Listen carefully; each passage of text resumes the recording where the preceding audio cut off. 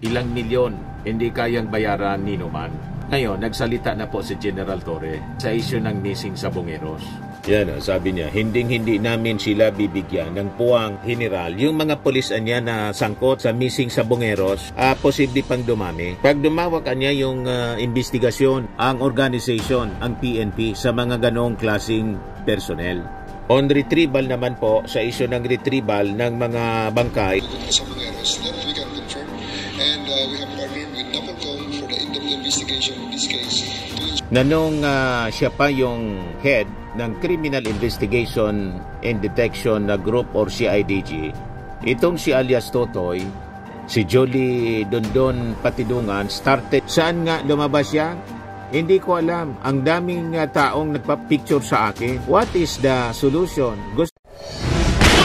Nagpapagang mga balita at pagtalakay sa mga isyu na lipungan. Bulsa! Opinyon, banat at paglalantad sa katotohanan. Bulsa! What you see is what you get. You decide. Ito po mga kababayan, si Dante Maravillas. Dito muna tayo sa ating podcast, Life with Dante M, para bigyan ko kayo mga kababayan ng mga developments doon sa missing Sabongeros. Nagsalita na mga kababayan si General Torre. Si General Torre, ito yung sinasabi ni alias Totoy, yung whistleblower po, si Jolie Dondon Patidungan, na pinagkakatiwalaan niya daw. Yun ang rason kung bakit siya lumabas, nagsalita, kasi sa kanyang pananaw, sa kanyang paniwala, ditong si General Torre, hindi kayang bayaran kahit ilang milyon, hindi kayang bayaran ni Numan. Ngayon, nagsalita na po si General Torre sa issue ng missing Sabongeros. Yan, sabi niya, hindi namin sila bibigyan ng puwang na paglaruan ng hustisya. Referring po kung sino ang nasa likod nitong pagkawala ng napakaraming mga Sabongeros. Pero sa report ng Pilipinas Today, nasa background po si Atong Ang. Pero si Atong Ang po, pati si Gretchen Barreto, nag-deny na. Although, kahit sila nag-deny, dire-diretso po ang ginagawang investigation sa kanila kasi kino-consider sila ng ating mga authorities, lalo ng Department of Justice, bilang mga suspects. Sasabi dito sa report ng Pilipinas Today, tiniyak ni Philippine National Police Chief General Nicolas Torre III sa press briefing ngayong Lunes na hindi nila bibigyan ng pagkakataon ang 15 pulis na sangkot sa missing Sabongeros case na paglaruan ng hustisya.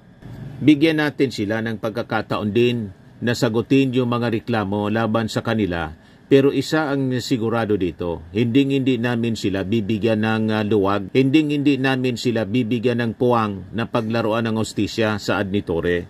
Kinumpirma ni General Torre na kasalukuyang nasa restricted custody ang nasabing mga pulis kung saan ang pinakang mataas umano na ranggo ay Lieutenant Colonel. Pero may nabanggit si alias Totoy po na isang general. So anyway, mga initial results ito ng mga revelasyon. So susubaybayan natin mga kababayan ito. At tayo personal naniniwala sa credibility at tapang po ni General Torre. So sabi ng general, yung mga pulis niya na sangkot sa missing Sabongeros, posible pang dumami. Pag dumawak niya yung investigasyon, pag lumawak, baka mas marami pa ang masangkot na mga pulis sa missing Sabongeros case. At yan mga sinasabi namin, wala kaming sasantuin dito. We will leave no stones unturned.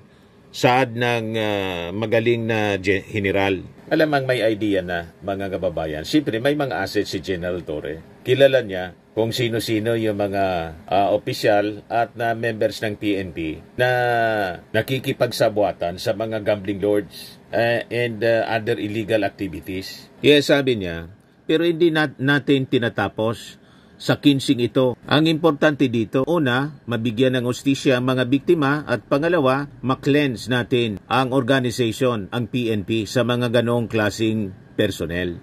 On retrieval naman po, sa issue ng retrieval ng mga bangkay, sabi niya, challenging niya, pero we will try. We will see how far we can go sa ating mga efforts. Kapag hindi kaya, aminin natin na hindi kaya, then we'll try another way, sabi ni General Torre. Yan ang lalaki po. Pag hindi kaya, sabihin hindi kaya. Humingi ng tulong sa may kaya, may kakayahan. Medyo mahirap talaga Ngayon, mga kababayan, may advisory pa naman yung DOST, PHIVOLCS, na baka mag-erupt na naman po yung Taal Volcano. Restless na naman po, nagpapakita ng possible eruption. So, lalo yan magpapahirap sa pag-retrieve nitong mga missing sabongeros, mga kababayan.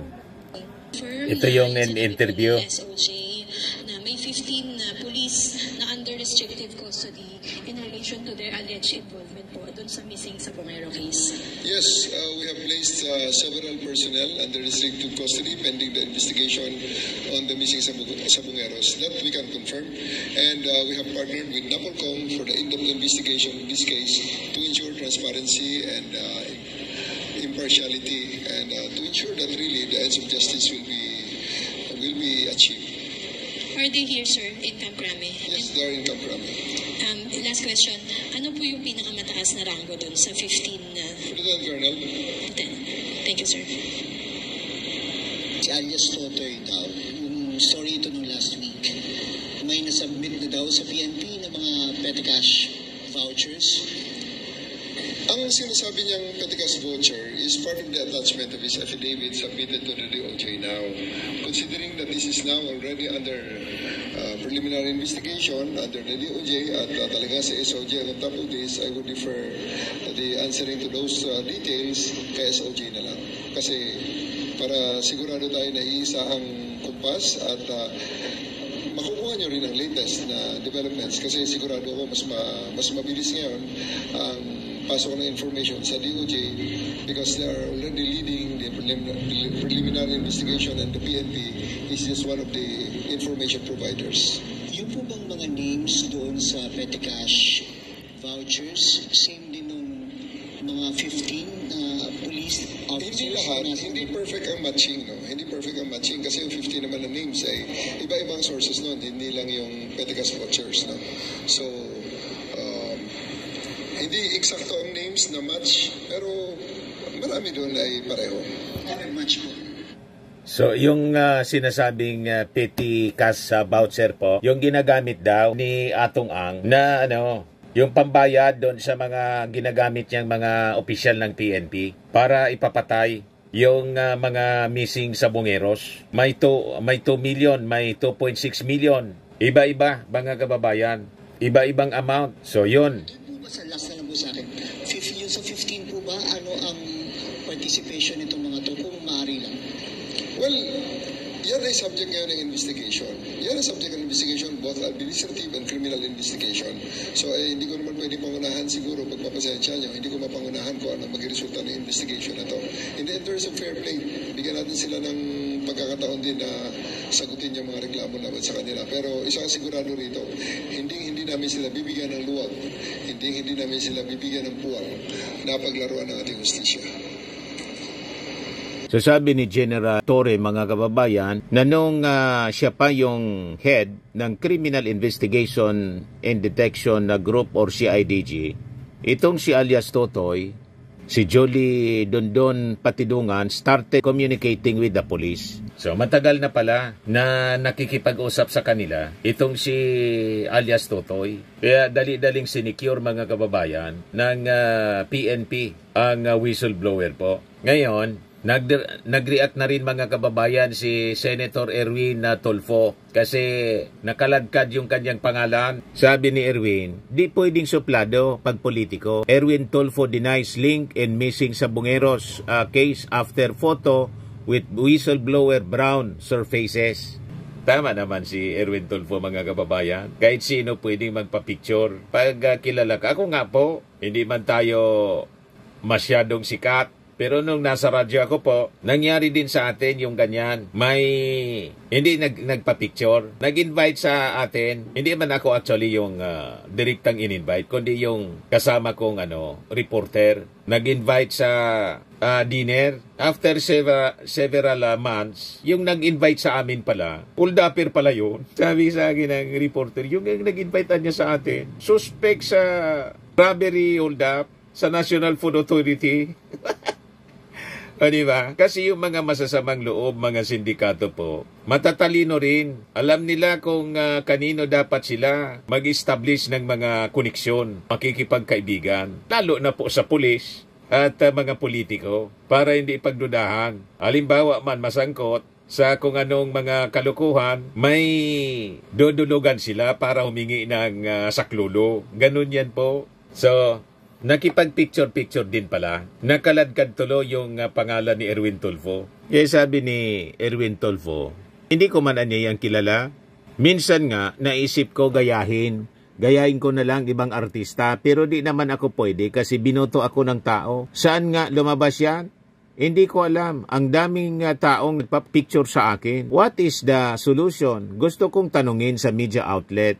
Magtaray ako o magsuplado? Hindi ko naman ugali yon, sabi ni Tulfo. Sabi ni Tulfo na isang dating broadcast journalist, naintindihan ko niya that the media has a job to publish reports on issues and gain readership. Sa media ako, naintindihan ko, siguro viewership, basta di lang sinasabi na ako ay mamamatay tao. Okay lang yan. Pero kung may nagpa-picture lang, di ko naman pwedeng i-background or i-background check. Hindi mo pwedeng tanungin muna, kriminal ka ba? Bawal ka magpa-picture sa akin. Kahit sino pwede magpa-picture. Hindi na ngangulugan na nagpa-picture, sangkot na. Di ba? So yan po mga kababayan yung short video natin. Kung hindi pa po kayo naka-subscribe dito sa ating bagong channel, Life with Dan TM, click subscribe lang po. And pag-share na rin po ninyo sa ating sa inyong mga kakilala. Lagi nating tatandaan mga kababayan, you become what you believe. Ako po si Dante Maravillas. Bye-bye. God bless. Firmax Firming and Lifting Cream, pinapahid po sa mga pulses in affected area. Mainam po sa paninigas ng mga kaso-kasuan. Ito naman po, Automax Radiant Serum. Sa mukha naman yung application. Anti-aging po siya. You will look 10 years younger than your age. Sa mga cancer patients naman po, baka lang gusto ninyo itong itry. Ning siya red mixed fruit drink. Hindi mo po siya gamot, food supplement siya. Kaya lang, gawa siya mga kababayan sa goji berry. Yung goji berry, may anti-cancer properties. O ngayon, yung mga inquiries ninyo, dumiritso na lang kayo sa aming messenger sa Facebook para masagot namin agad. Ayos pa? Ayos na ayos niya, Mr. Maravilla. But anyway, ito po pala yung aming bagong product na binibenta online. I am worldwide amazing pure organic barley powdered drink mix from Australia. Negosyo to ng aking anak na architect entrepreneur Riz Maravillas. Ayan po. Kontakin na lang po ninyo siya, Riz Maravillas on Facebook. Ang mga health benefits niya, boost immunity, improves digestion, enhance energy levels, packed with antioxidants, prevent cancer. Sa mga naghanap po ng malinis and spacious fitness gym, pumunta lang po kayo sa aming Colossal Fitness Gym. May Grab car rental din po kami. Ito naman po yung bago naming product na binibenta online. Eye Glow Serum, whitening po siya. Tingnan ninyo yung epekto sa aking anak na architect before and now. Yung mga inquiries po ninyo, dumiretso na lang kayo sa kanyang Facebook account, Riz Maravillas.